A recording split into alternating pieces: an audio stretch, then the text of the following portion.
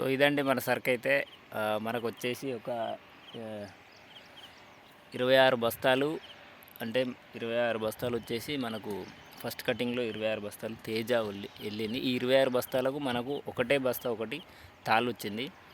మొత్తం 27 ప్లస్ మేము ఫస్ట్ కటింగ్లో కొంచెం తినేకాయ పెట్టుకున్నాము అక్కడక్కడ. సో అదంటే ఇంటికి తీసుకెళ్ళాము. అదొక 3 బస్తాలంతా ఒక తినేకాయ అక్కడ ఒక చిన్న కుప్పు ఉంది, ఇంటికి తీసుకెళ్ళాము.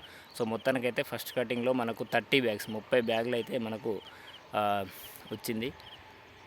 అంటే మేము కొంచెం ఫస్ట్ కటింగ్ అయితే ఇదండి 30 బ్యాగులు వచ్చింది. అయితే మన అంచనా ప్రకారం కొంచెం దిగుబడి అనేది కొంచెం అటు ఇటుగా మనం 25 ఎస్టిమేషన్ వేసుకుంటే ఇప్పుడు ఆల్రెడీ 30 బస్తాలు తొక్కేసినాం. 30 బస్తాల వరకు ఫస్ట్ కటింగ్ వచ్చింది. ఇప్పుడు సెకండ్ కటింగ్ వచ్చేసి ఈ విధంగా ఉంది. సో ఇంకొక 10 వరకు మనకు ప్యాక్స్ అయ్యే ఛాన్స్ ఉంది. అంటే 40 అంటే కొంచెం అటు ఇటుగా మనకైతే ఈ సంవత్సరం ఒక 20 క్వింటాల దిగుబడి అయితే వచ్చినట్టు వచ్చింది. పక్కాగా ఒక 20 క్వింటాల వరకు అయితే దిగుబడి వచ్చింది. సో నేను చెప్పేది ఏంటంటే కొంచెం తగ్గింది 5 క్వింటాలు. దానివల్ల అంటే మేము చేసినటువంటి చిన్న చిన్న పొరపాట్లు కూడా 5 క్వింటాల దిగుబడికి మనం ఎస్టిమేషన్ వేసిన అంచనాకు తగ్గడానికి గల కారణం ఏంటంటే మన ఫస్ట్ కటింగ్ అనేది చాలా తొందరగా ఎర్లీగా చేయాలి. అలా చేయకుండా ఉండడం వల్ల మొక్క స్ట్రెస్ గురై ఇప్పుడు ఈ సెకండ్ క్రాప్ అనేది కొంచెం తక్కువగా వచ్చింది. సో మనం ఫస్ట్ కటింగ్ కనుక సరైన టైంలో చేసుకున్నట్లయితే ఖచ్చితంగా ఎక్కువ మళ్ళీ సెకండ్ కటింగ్ కూడా చాలా ఎక్కువ దిగుబడి వచ్చేయడానికి ఆస్కారం ఉంది. అదొక మిస్టేక్ జరిగింది. పోతే మాకు ఫస్ట్ పూత వచ్చినప్పుడు లైట్గా వర్షం పడ్డది. ఆ వర్షానికి కూడా ఫస్ట్ క్రాప్ అనేది కొంచెం దెబ్బతిన్నది. సో ఇటువంటి చిన్న చిన్న కారణాలతో నాకు ఒక 5 క్వింటాల దిగుబడి అయితే తగ్గింది మన ఎస్టిమేషన్కు. సో ఇదండి ఈ సంవత్సరం అయితే మనకు ఈ విధంగా. సో అంటే రైతు అనేవాడైతే ప్రతి సంవత్సరం ఒక అనుభవంతో ముందుకు పోతా అంటే ఖచ్చితంగా విజయం సాధించగలడని అయితే నేను చెప్పగలను. ఎందుకంటే నేను గత 3 సంవత్సరాల నుంచి సాగు చేస్తున్నప్పుడు నాకు పోయిన ఇయర్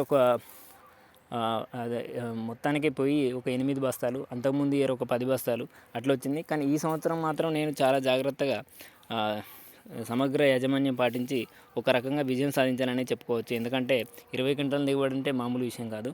సో ఇంతగా శ్రమిస్తే అంటే ప్రతి ఒక్క అనుభవం అంటే ఈ సంవత్సరం 20 క్వింటాల దిగుబడి వచ్చిందంటే ఈ సంవత్సరం ఏమేమి మిస్టేక్లు చేశానో దీన్ని కరెక్షన్ చేసుకుంటూ మళ్ళీ ముందుకు పోతే ఖచ్చితంగా ఇంకా దిగుబడి అనేది అయితే పెరుగుతుంది. సో ఇదండి. మీకు ఇంకొక విషయం కూడా చెప్పాను నా లాస్ట్ వీడియోలో. మా సైడు ఒక ఎకరంలో ఇటు సైడుకు ఒక ఫెన్సింగ్ ఈ విధంగా ఉండడం వల్ల కూడా చాలా గొర్రె గుంటకలు అనేది అయితే మనకు ఇప్పుడు దాదాపుగా ఇక్కడ నుంచి వెళ్ళి మనకు ఒక పగ్గం పెట్టి వరకు మనకు గొర్రె గుంటకలు అనేది పారకపోవడం వల్ల కూడా చాలా దిగుబడి. మీరు చూసుకున్నట్లయితే దీని సైజ్ అనేది ఇక్కడి నుంచి అక్కడ వరకు అసలు చెట్లకి ఏమీ కాయలేదు. దీనివల్ల కూడా మనకు దిగుబడి తగ్గడానికి కూడా ఇదొక కారణంగా కూడా నేను చెప్పదలుచుకున్నాను. సో మేము చేసిన మిస్టేక్ ఏంటంటే ఈ ఫెన్సింగ్ తీగ దగ్గర ఇటు తోలుకుంటా అంటే పొడుగులో మేము కనుక సాగు చేసుకున్నట్లయితే ఈ విధంగా అయ్యేది కాదు. సో ఇలాంటి చిన్న చిన్న మిస్టేక్స్ జరిగినాయి. దానివల్ల నా 5 క్వింటాల దిగుబడి తగ్గింది తప్ప మందుల విషయంలో కానీ లేదంటే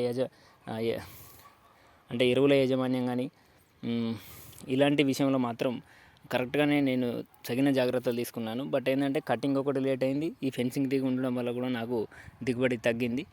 లేదంటే ఖచ్చితంగా నేను చెప్పినట్టుగా 25 క్వింటాల దిగుబడి వచ్చేది. ఒక 5 క్వింటాలు తగ్గడానికి ఈ 2 కారణాలు.